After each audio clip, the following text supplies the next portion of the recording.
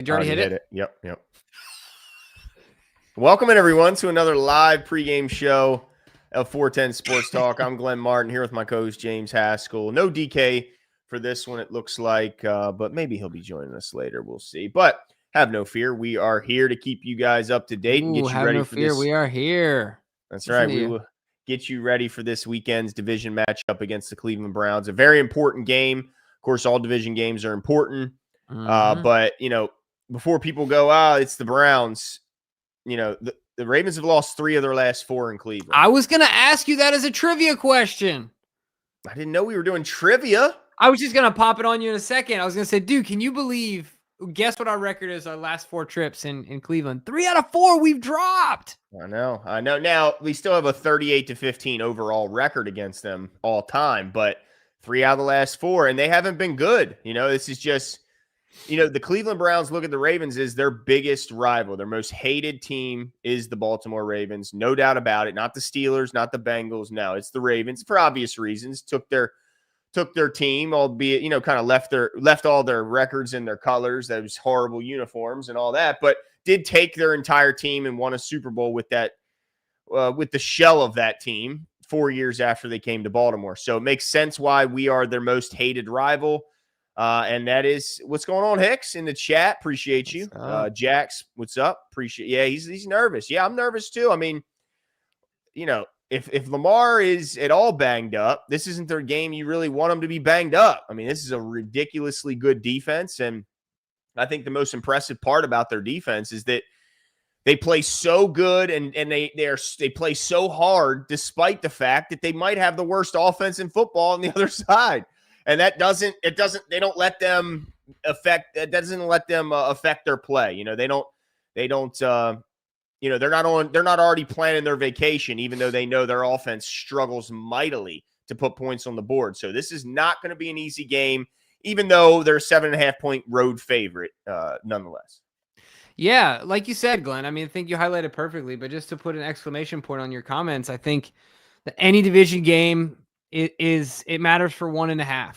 Yep. The last 4 stops in Cleveland didn't go well for us. So it doesn't really matter who's under center, what the records are. Ultimately, we need to go out there and get the job done, not overlook them. And John talked about it. We know it's going to be physical. We know it's going to be windy. We know it's going to be rainy. We got to get it done, man. That's ultimately what it's about.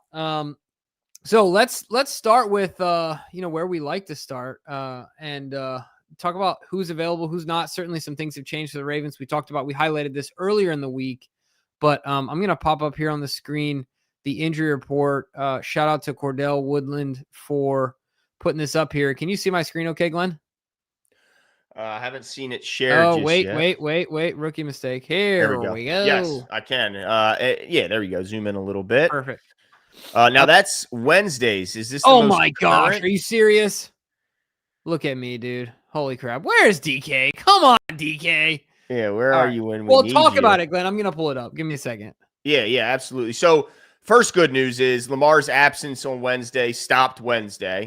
He was back at practice Thursday, also participated today. And judging by him being in front of the media and what he said and everyone else has said, he will be out there ready to go come Sunday, which is the most important thing. Now, we all know Marlon decided, and probably him and the team decided to go ahead with the finger surgery, insert the pin, which will cause him to miss at least this game, potentially next game as well. So the Ravens will be without him.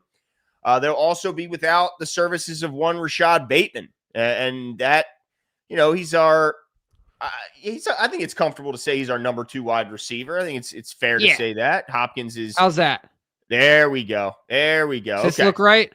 That looks absolutely perfect. And we also knew about Jay Higgins going to be forced to miss some time, a few weeks is what's reported, with a knee injury. But, I think the Justice Hill injury is certainly worth mentioning. He's got a toe injury, which toe injuries can be funny. I mean, a lot of what you do in sports is on the kind of on tippy toe almost. You're on your heel is off the ground in a lot of ways. And so your big toe is responsible for a lot. And so I think that's something worth monitoring. He did get a limited session in today, but ultimately ruled out for this weekend's matchup. And I mean, I think some fans are happy in a way because it's going to force more more snaps for Keaton Mitchell. Mm-hmm. But he came into the week banged up on Wednesday and was a limited participant with a knee injury. So something to watch for is the backup running backs behind Derrick Henry, who is fully healthy, thank goodness. But I do think that that's going to impact the game. It'll certainly impact the snap count when it comes to Keaton Mitchell. Mm-hmm. I'll tell you what, Glenn. I called it at the beginning of the year, and I get a lot of things wrong. I was the only one on the show calling Ali to make the team, if I'm not mistaken. I believe so, yeah. And he made the team. And he's still the fourth best running back. This is true. This is true, but I think that, you talked about Keaton, he's a bit hampered, and obviously Justice is out. Mm-hmm. We may see 4, 5, 6 carries from one, Ali. I don't know. I think he'll be on the field. Yeah. It'll be interesting to see. You know who he reminds me of when I watch him run? Who's the dude we had back in the day, number 37? Buck Allen? Yeah. Javarius, I believe, was his actual name. Didn't he end up going to the Jags? He did bounce around a little bit after he left us, yeah. Mm-hmm. Yeah, I don't know. I feel like they have a similar running style. Point is, we might see him out there. I think it'll be interesting to see. Not like people are clamoring for him, but I think he has more talent than what the opposing team will be expecting. Yeah, and I think he has to be out there at the very least is now the primary kick returner. If you're going to ask and maybe Keaton Mitchell, the primary third down back because he's probably a better blocker than Keaton Mitchell.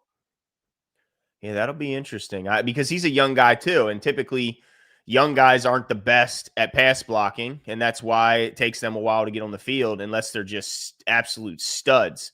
But they don't like Keaton on third down. That's been apparent. Yeah, they do not like Keaton on third down, or they just really like Justice Hill.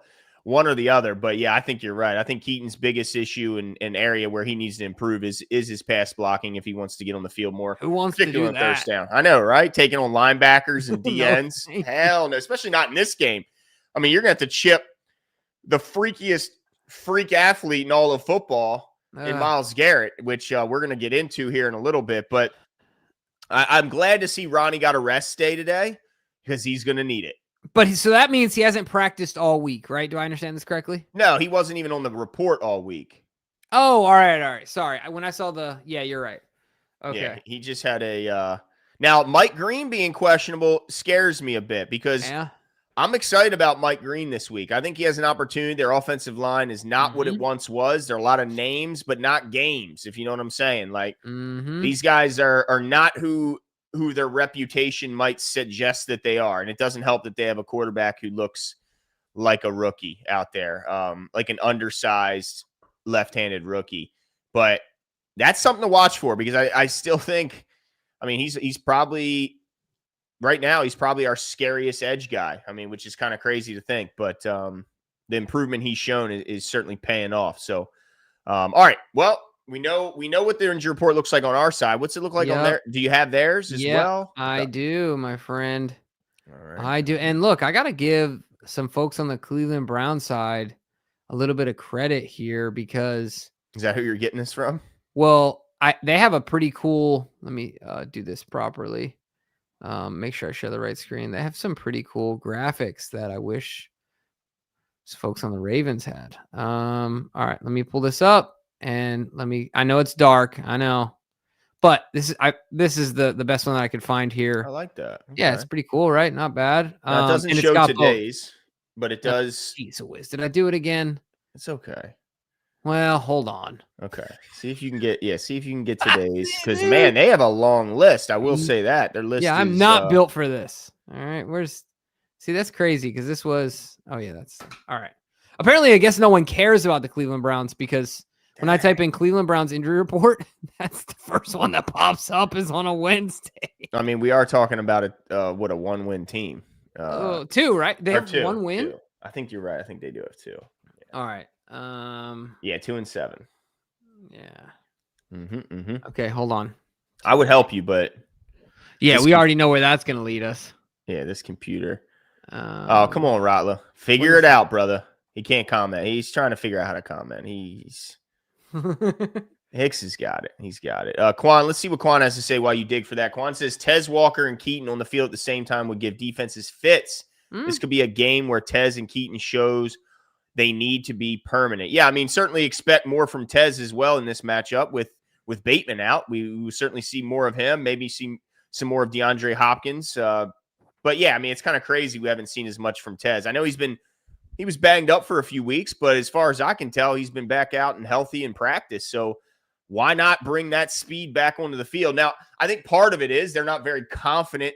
Mm-hmm. Like, I don't know how much Monken has as far as deep plays in his playbook right now, because he's probably not too confident that the Ravens offensive line can block long enough to allow Tez to get down the field and allow Lamar to get the ball to him. But Tez has got to be out there. I think his speed is game breaking, and I think it's game changing. So let's get that guy out there and see what we can do with him. All right, that'll work. I guess. So Cedric Tillman's got an injured tuchus? Is that what we're seeing? That a glute, baby. I don't know what's going on there. It's generally like a baseball injury, right? I normally don't see a lot of glute injuries in sports, period, keeping people out. I mean, usually the glute, if you have any issues, it's like a contusion. Like you have some amnesia. Yeah. Like I've been kneed in the thigh or kneed in the tuchus in basketball, and that'll hurt a little bit. But yeah, that's interesting.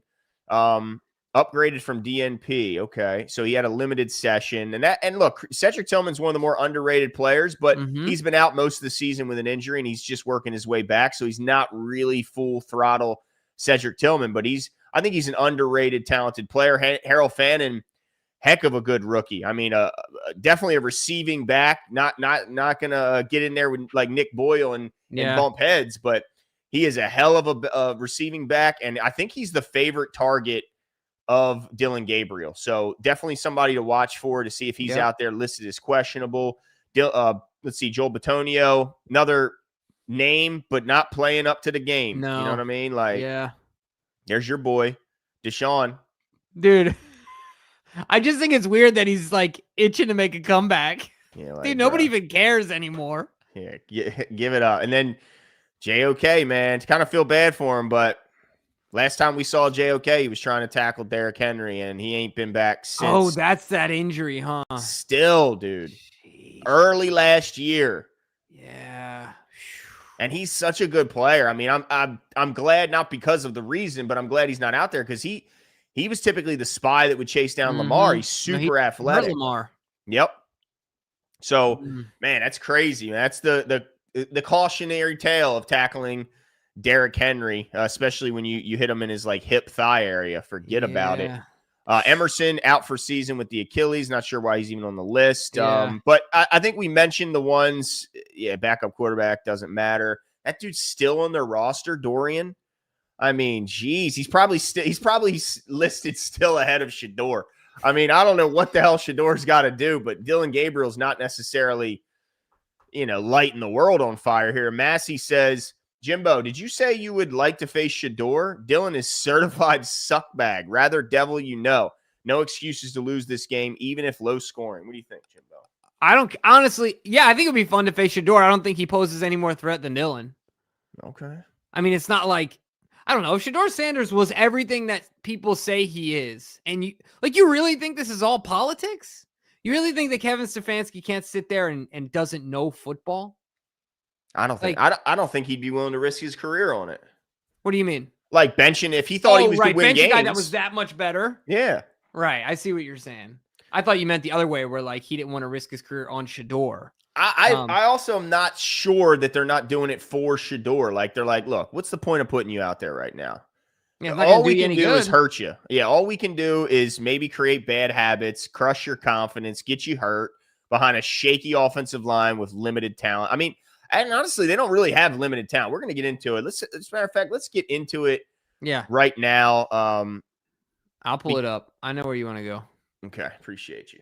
Where did we start? Offense on their end? You want to start talking their offense? Yeah, we can talk their offense. Okay. Yeah.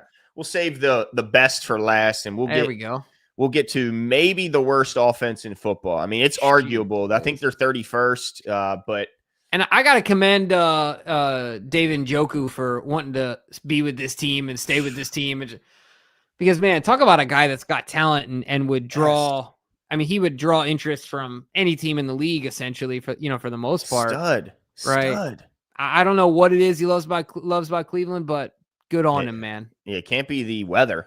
We know that. Seriously. Well, let's talk about it. Joe Flacco is can you zoom in a little bit? Yeah. He just passed Joe Flacco, by the way, in yardage after playing almost twice as many games. But yeah, Dylan Gabriel is the starting quarterback at this point. You can He's see already on been this. sacked 17 times. He has. And look, he's undersized. He's smaller. So it's Yeah. hard for him to see over his linemen. He's a left-handed quarterback. He's a rookie.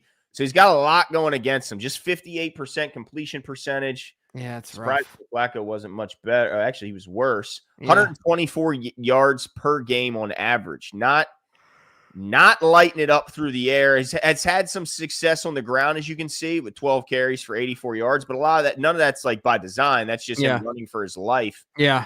Now, when you want to talk about talent, Quinshon Judkins has it. He missed most of the season, joined the team, I believe, in week 3. What's his story again? Did he get in trouble in college? Yeah, he had some sort of assault threatened, like a lawsuit being threatened to him by some woman. And yeah, he didn't sign his contract because of that. And then so he ends up joining the team in week 3, but started his first game after 3 days of practice against the Ravens. And by the way, in that game, so again, didn't participate in anything until he signed with the team in week 3. And he had 10 carries for 61 yards, averaged 6.1 against the Ravens on 3 days of practice. Yeah. Of not even, again, nothing. No, not with the team. Like, so this guy can play. I mean, 140 carries, 560, only 4 yards per carry. But again, this offensive line is not world beaters. They are, and teams are not at all afraid of their passing game. So they're going to load the box, and he's still somehow averaging 4 yards per carry. Like, yeah. He's a stud. He's got vision, he's good. Got speed, he's got quickness, he's got really everything you'd want out of a back. Let's see here. He's backed up by a combination of Jerome Ford, but really Dylan Sampson, who's more of a pass-catching back. He will catch balls out of the backfield if you dump it down to him. And then Fannin, like I said, they'll get him the ball any way they can, including handing him the rock. Let's see. There's the Jag himself, Jerry Jeudy. Oh, yeah. Freaking yeah, dude. Holy crap. But look, I mean, I talked about David Njoku, averaging just under 10 per reception. This guy's an end zone threat, right? I mean, he's certainly one that is he leading their team in touchdown catches? Leading their team in touchdown catches this year. He's a guy that I don't know. To me, he's the guy that you can be in the they can get in the red zone, and all of a sudden, if there's any way this happens, right? 2 catches down the seam for David Njoku. They got 14 points on the board. Right. And he's their deep threat. Which is crazy. Certainly a guy that you got to keep your eyes on at all times. And so I would certainly circle and underline his name and make sure you know where Njoku is on every single play. I think that he's a game breaker because, if they break out to an early lead, I'm not saying this will happen. What I'm saying is that this is a division game and it's a team worth respecting. So you just don't want to stub your toe here. Right. No, you certainly don't. And Njoku's a talented player. You put him on most rosters. Like, you put that guy on, like, the Chargers with Roman. Holy smokes, this guy's an all-pro. Jerry Jeudy, the biggest thing that's interesting about him, look how many targets he has versus reception. 66 targets, only 28 catches. Like, yuck. Now, that's a combination of him dropping balls, but also miscommunications between him and his quarterback, terrible throws by his quarterback. Like, I don't know if you'll find a bigger gap in target to reception. That's rough. Like, it's just terrible. I mean, it's absolutely horrible. And then Isaiah Bond is supposed to be their deep threat. He was supposed to also break Xavier Worthy's 40-time record, which he didn't even come close to. But they do have some talent. They absolutely do. But the biggest thing that's really underperforming is their offensive line has not been good at all. They've been a little bit better in the run game, but they've been really, really bad at pass protection. We think the Ravens have been bad. I mean, of course, the Ravens are benefited. If you put Lamar behind that Cleveland offensive line, I think it would make them look a lot better. 100%. But they're still not very good. They're not very good at all. They are susceptible to being confused with stunts. Which is why I think we will, if we can't, I said it last week, Jimbo, I'll say it again. If we can't sack Dylan Gabriel a couple times this game, then it's going to scare the shit out of me about what that means for the rest of the season. Yeah, I would absolutely agree with you there. This is an opportunity for our defense, our front. Sometimes when you're not as good as you should be, you can develop a false confidence that is just really built on momentum, right? Like you can outperform. Is this that game that kind of initiates this? Oh, we've done it. We can do it, right? Like you start, what do they say? Like turnovers come in bunches, sacks come in bunches, stuff like that. So you start to see it and you kind of crack the dam a little bit. Yep. And then, things start to flow. So, but if it's the other way around, Glenn, oh man, then we got really, really serious problems, potentially irreparable problems. Yep. For the Baltimore Ravens. Holy crap. Yeah, it's not going to help if Mike Green, like we mentioned, isn't out there, isn't able to go. But man, I hope he is. Let's get over to the. Actually, let's finish up here. Like, all right, you want to just keep going through their defense or what? Well, let's talk about like the key matchups on this on the defense versus offense. Well, I think Travis Jones is probably going to be set to build on his strong performance last week. Jimbo, you called me after that game recap, and you talked about how we didn't give enough flowers to Travis Jones, and I think he's set for a big game this weekend. Yeah, no, I agree. I think that's a great point. The one I look for is, what's the impact of Marlon not being out there? How does that affect how we use Kyle? Right? Because will Kyle do some more stuff in the slot that Marlon has been doing? And then to that, what happens with Njoku? So I'm looking at Njoku and how we guard him, how Kyle is utilized to guard him. Because to me, I kind of talked about he's to me the biggest threat. And then the other thing, just like you said, I hope Travis Jones has a big game, but can we stop the run? Can we stop the run? Because I'm still not sold. I'm starting to be convinced, but I'm not sold that we can get it done. And we're going up against a good running back, a subpar offensive line who seems to be underperforming. But for me, my number one matchup is Njoku, especially because Marlon is not there. Yeah, I think that's a good point. And he's the scariest guy when it comes to deep, big play threat still to this point. And I think it is going to be interesting. I think Keon Martin will play a lot of this of the nickel position with Marlon out. I think we'll see obviously Cheeto on the outside opposite Nate Wiggins. We will see some TJ Tampa, I believe, and I think we have enough to bottle these guys up. You talked about defending the run. Absolutely has to be number one. Stop Judkins. Now, I don't know if this game will prove to a lot of people that we are necessarily a good run defending team, because I think to stop Judkins, just load the box, because there's nothing about Dillon Gabriel that would make you not absolutely load the box and just sell out to stop Judkins, because he doesn't threaten you down the field. He just doesn't. Especially with the weapons he has in Jerry Jeudy on the outside. I just don't. I like Nate Wiggins, to me, should absolutely be draped all over Jerry Jeudy. Fannin, they're going to get him the ball quick. We got to tackle him. That's got to be big time. I want to see Roquan getting Fannin on the ground quickly, and same with Kyle Hamilton.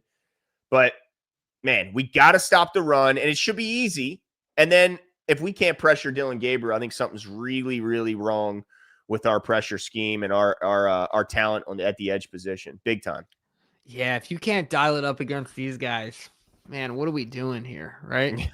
Yeah, like goodness gracious. So speaking of our defense, we didn't ask this question yet, right? Blake Oliver says, I wonder how often we'll use 4 safety sets when our Darius Washington comes back. What's the prognosis? Know? Right. Wasn't he talking about November originally? He was, but what version of our Darius will we get if he is back in November? And it will be interesting to see. November's already here. It's almost over. That's what I'm saying. But to me, the interesting thing, this is kind of long-term, because obviously you guys know that we love our Darius Washington on the show. I'm a big Darius Washington fan myself as well.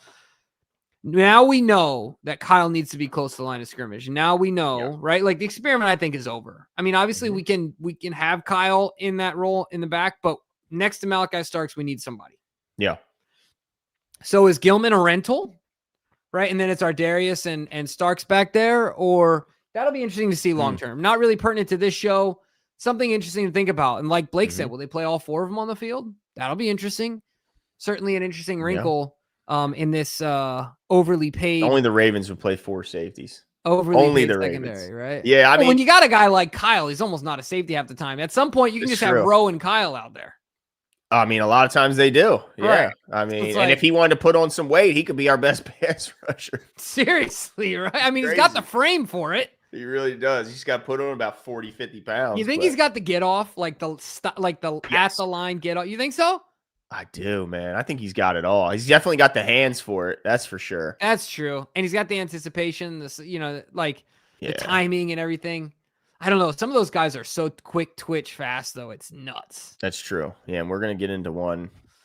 Certainly. Jesus. Oh Yeah. my So gosh. let's talk about the Baltimore Ravens offense versus Cleveland Browns defense. If you want, Glenn, I can put their defense back up as we Yeah, kind of run through that as well. please do. All right, yeah, let's talk about it. I mean, some days I feel really bad for Myles Garrett. Other days I don't, because he didn't need to take the money. Yeah, exactly. He's in the situation he is because he decided to be a career Right. mercenary. Right. And he got sold some bill of goods. I still remember the interview, him smiling like they got a plan. Was the plan this? Yeah. Okay. Rough. Yeah, I mean, I did. Yeah, one part. It's like the two on each shoulder. One on one shoulder feels bad for him. The other one's like, nah. He made his bed. He could have went anywhere. The Brinks truck would have been swung open from literally every freaking team in the league, and he was like, nope, I'm going to stay in this shithole of Cleveland. Yeah, that's rough. I tell you what, man, I'd be pretty bummed if. Can you see? Oh, I'm not sharing yet. See, I'm sitting here looking at the stats. I'd be pretty bummed. I'm not gonna lie. I'd be pretty bummed if my leading tackler was Devin Bush. No, it's Carl Schlesinger, and he's a good player. Oh wait, is it not? Oh, you're right. My bad. Yeah. I guess from a solo. Carson. Yeah, Carson is I think he's a really, really good player. He tackles everything that's near him. Former second round pick out of UCLA. He's a really, really good player. Just a young player, but he's got a pick on the year. He's got a sack and a half, and he's going to be somebody that is going to probably be introduced to Derrick Henry. Now, don't tackle him at his hip. Don't tackle him at his thigh. A little warning for you, Carson. But yeah, he's a hell of a player. I mean, Grant Delpit's really good. Denzel Ward is really, really good. And Mason Graham, their rookie D tackle, even though, I think he doesn't have a lot of stats. Where's his he's got a half a sack, but that does not really represent the type of player. The impact that he has, yeah. Yeah, he's disruptive. He gets in there. He's going to be a handful for those guards and Tyler Linderbaum to have to deal with. No doubt about it. Go ahead. No, and I was just going to say, as a whole, like, this defense is still going to present the same problems they have in the past, right? And so they're still going to be able to apply pressure with just their guys up front, and they're still going to be able, with their corners, to be put in a man-to-man situation and feel like they have some favorable matchups there, not just their corners, their secondary. And so we still will need to, as always, make sure we beat that scenario, right, to back them off. I think not every defense can do that. I think that this defense clearly can do that. And I know the record is not great, but they still pose those problems. And it's something that we've struggled with in the past, is why it's important for us as a team. Yeah, I think this is the best defense in football. I mean, they're ranked second, but think about the offense that they have to carry every week. Like, if they had a competent offense, they would be by far the best defense. And Schwartz, we all know Schwartz, the DC. He's super aggressive. What they do is they cycle in a lot of players up front and keep guys fresh. But again, it's so impressive that their team is terrible. They know their offense is going to stink up the joint, and yet this defense just plays like so freaking hard.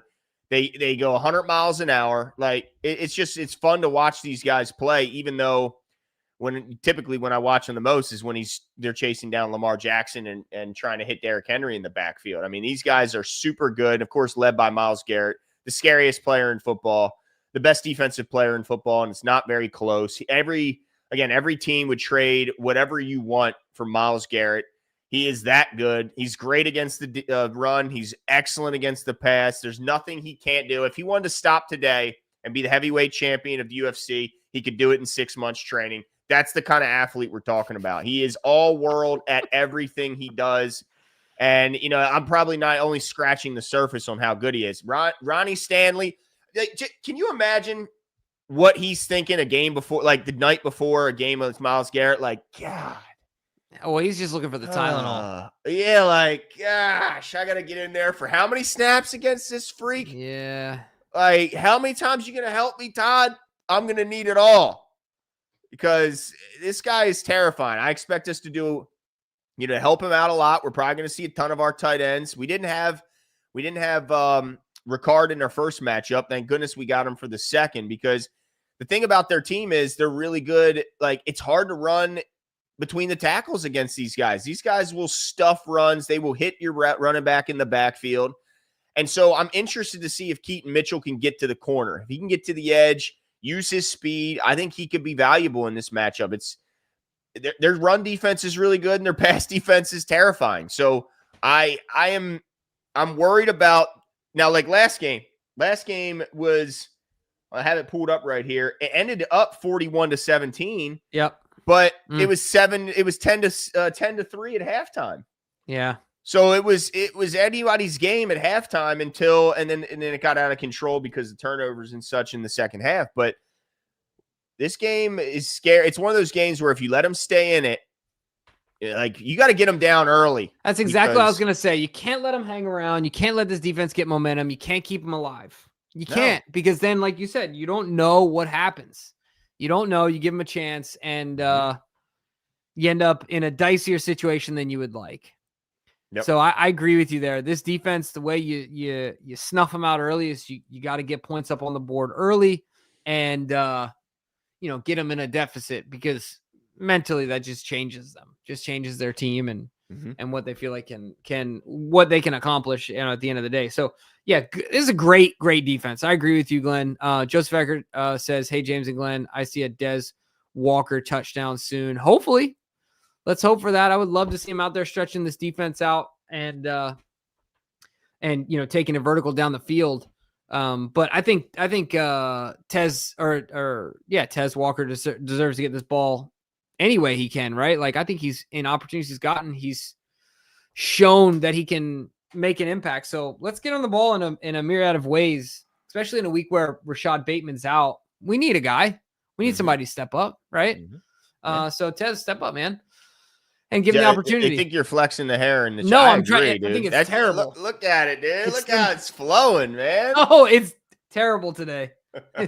Terrible. No, I'm not. I promise I'm not. I'm just worried about it staying tamed. Looking good, Jimbo. Oh, yeah, but as far as the offensive side, I think we absolutely have to get the run game going. Yep. Got to establish Derrick Henry and hopefully Keaton Mitchell. Look, I just want to add to that, Glenn, to getting the run game going. We talked about, is this an opportunity for the defensive line and the edge rushers to get some mojo? Are we finally going to hear at the end of this game, we finally going to hear a different tune from Vinny, right? Like, is he not going to say left guard, right tackle? Right? Like, are they going to get some mojo, right? Is this an opportunity? I don't know. This might be a hard task for them to do so, but to your point, the run game at the very least, I don't blame Derrick Henry for being stuck. Like, you can't ask Derrick Henry to move the humans that are supposed to be moved by the time he gets to the line. Right? Like, he's one of the best of all time with running, during and after contact, but goodness gracious, like, you can't ask him to be Moses. You know what I mean? That's a bit much. So yeah, can they do anything to get this thing going? Can they do anything? Yeah, I mean, you kind of wait for them to put a game together, but it's like they're to bounce it. Voorhees makes most mistakes, then Falele follows up. I mean, and they're both just bad in every game virtually. They have snaps, they have plays where they play well, but as a whole, they're just bad. And then Rodgers been really bad as well in a lot of times. And then again, you sprinkle in the handful of bad plays from Tyler, and then the few bad plays every game from Ronnie, and you got a bad offensive line, at least a very inconsistent offensive line. And we know the kind of problems that can cause. So I'm not here for the Derrick Henry's done at all. I'm here for if he had some holes, that dude will find a way to get through them and make yards. Dozy Dope says, nah, nah, nah, nah, nah, nah, nah, nah. Hey. Goodbye. This will be the chant, or chant this if Falele gets benched, or I don't know if we can do it about if he gets injured. But certainly if he gets benched, I'm right there with you. No one's going to be complaining, that's for sure. No, not at all. But look, it's something like we always say. There must be something the coaches are seeing in practice or in meeting rooms or something to where Ben Cleveland and Bullock won't get any opportunities, because we don't see it game day. That's for damn sure. I consistently see Falele whiffing. I see Voorhees on his ass. It's tough to watch, man. You put competent guard play in this offensive line, I think it would erase a lot of the other issues we have. Even though they're not the only ones playing bad, but man, is it really bad when they play bad. Shout out to you for the super chat. Mitty Ross says, hey guys, I'm over saying we need a guard. So what do you think Tavius Robinson will add to the defense when he comes back? How is his run defense? Is he coming back this year? Isn't he down for the year? Is he? I thought he was. I thought he's done. Is he? Take a peek here. But I mean, he was getting a lot of the early down work. So yeah, Tavius would certainly be inserted back in the run defense portion, first and second downs. And then, I mean, at this point, I don't think he's not. Let's see. Yeah, he's supposed to be coming back. Yeah, okay, my bad. For some reason, I thought it was worse than it was. You're right. So, yeah, I think he'd be a huge help. Absolutely. I mean, anybody would almost be a help at this point for our edge group when you look at the production. Production's just terrible. It's bad. Like, even Travis Jones last week, he played great, but the sack, if you remember the sack he had, essentially McCarthy ran right into him.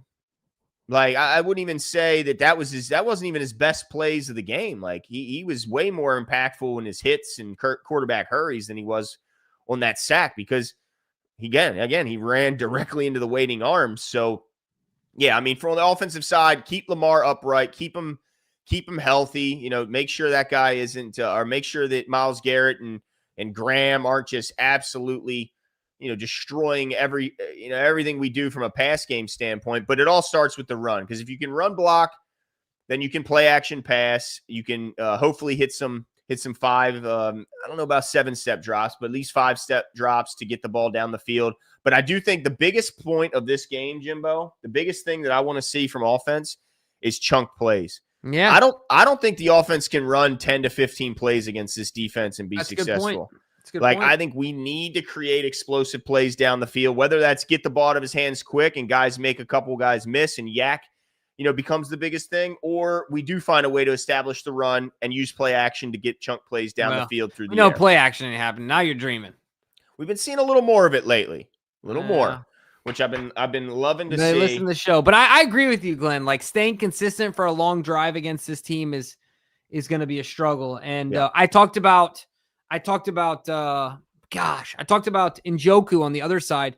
I think when you're talking about chunk plays this week in the passing game, I think the same position applies in Mark and Isaiah Likely. I mean, obviously I know other guys can do it as well, and Zay and Hopkins, but I'm looking at those two up the seam to get it done, because to me, their secondary is good. I think the biggest mismatches exist with those two, in my opinion.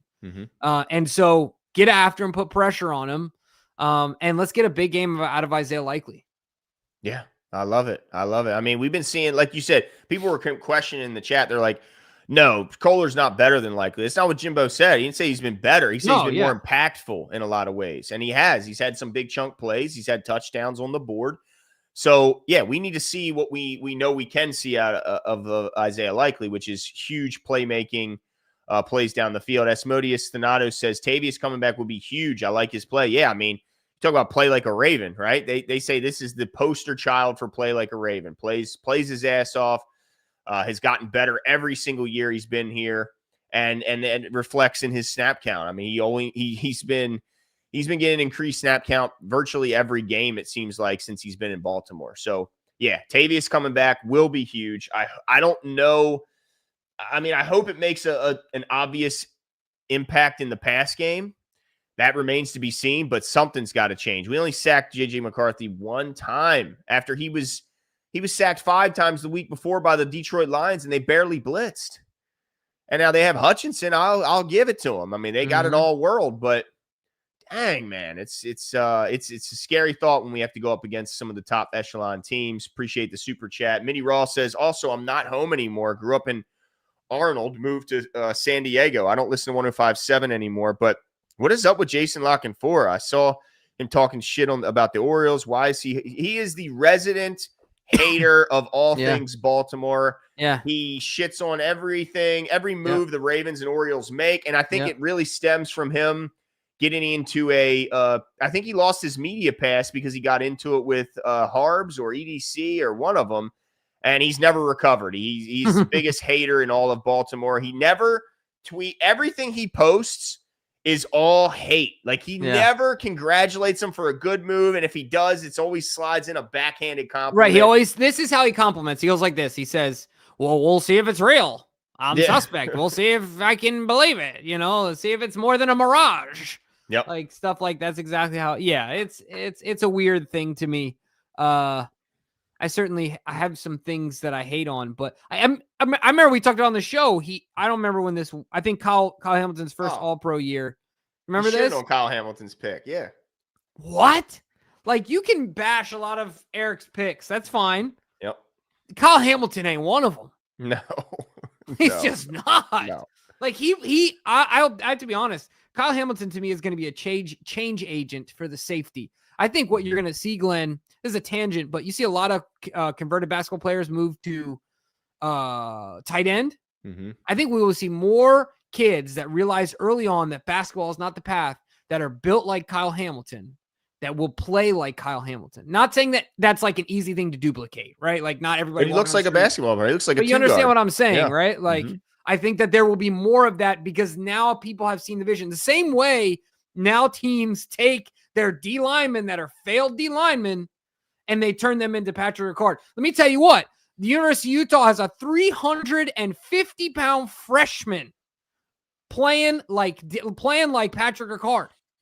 Wow. He's Patrick Ricard for their offense. It's ridiculous, right? But like without Patrick, do you see that again, right? Without Kyle, I think so. Anyway, that's a whole tangent, but locking for is ridiculous. This is ridiculous. Yeah. He's a hater.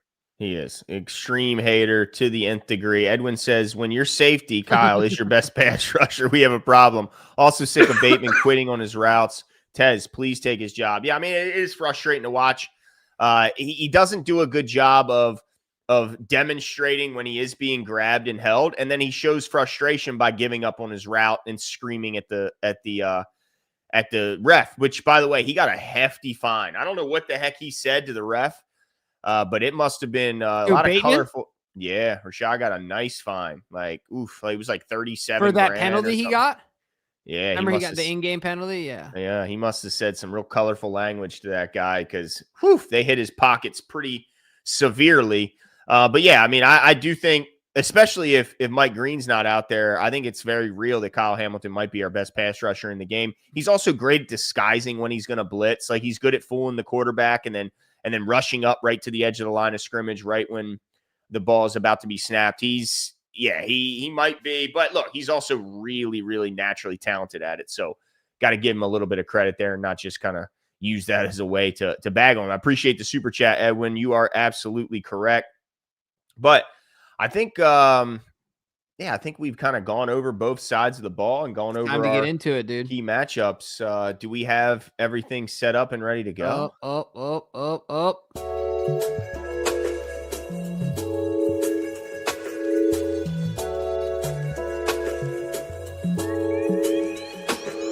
To my on the bad fly, trying to let they cast stock, homie, let them know you here. All my ladies that be mad high, get me off like mad lie. Shorty, let me get this clear. Okay, Baltimore the backdrop, rep it like a mascot. I'ma let them know we here. All my ladies. All right, I wasn't sure if that came back automatically or not. I'm glad that it didn't loop. Yes, me as well. You got the banners, or do you want me to throw them up? I believe I do. Yeah, let's do it. Right. I got it. All righty. All right. So, all right. Well, hold on. Who are our competition results from last week? Do we know? Did he put it up? I thought he just said he was going to post it on social media. So I didn't see. All right. Fair. Well, go there. DK will post it. But of course, our over-under, well publicized. We've been doing it for years now. If you want to win some swag, 410 Sports Talk swag, participate by commenting in the video after the video is over with your answers, or anywhere on social media, Twitter, Facebook, or Instagram. You can DM us your answers, and we will tally them up at the end and let you know who won on the show. Yep. We also do the internal competition here between us, so we'll get right into it. Number one, over under Lamar Jackson rushing yards, 30.5. He had 36 yards last game. Glenn, I'm going to go with under. Yeah. Well, I don't think Lamar Jackson likes rushing the football anymore that much. Well, it doesn't help that he comes into the game with a banged up knee, Not the but banged up knee. I wonder if he's going to be forced into sprinting for his life on some That's occasions. fair. I can That's the only absolutely thing. see that. I'm going to say under, though, because of the banged up knee, and I don't know how many designed runs he's going to get, but I wouldn't be shocked at all because if he breaks that first wave of defenders, it's likely he's going to have some space to get up out of there unless they run a spy. But so I'll say under, but I wouldn't be shocked at all if I was wrong about that. All right, so we agree on that one. Next one, Myles Garrett sacks 1.5 over under. Oof. He's averaging got 1 a 11. game. He's got 11. Little over 1 a game. Yeah. I'm gonna go over. Oh, man. I think he gets one over. true sack, and then I think he gets one trailing sack. You know what I'm talking about? When Lamar's trying to break through, and then he gets him right before the line of scrimmage.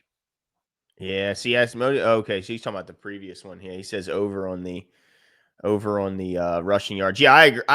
You know what? I'm going to say under. I say he only gets one, but he gets a ton of hurries and quarterback hits. I'm going to say, yeah, 1 sack. Man, Mitty Ross has 3. Oh my gosh. Oh man. I hope I'm right, Jimbo. I'm going to say under. All right, fair enough. I like the wishful thinking. All right, number 3. Now this is the Browns. So the Cleveland Browns red zone percentage. Yeah. And for the season, it's 56.5. The over under is 50.5%. Glenn, what say you, my friend? I feel like we've been pretty good last couple weeks in red zone defense. Something I think I've been talking about a lot here. If you're going to be a defense that gives up a lot of yards, you better be great in the red zone. Mm-hmm. I cannot imagine how the Ravens wouldn't against this team when you got to think if they're not running the ball effectively in the red zone, how are they scoring? So I'm going to say they will. The red zone percentage will be under 50.5.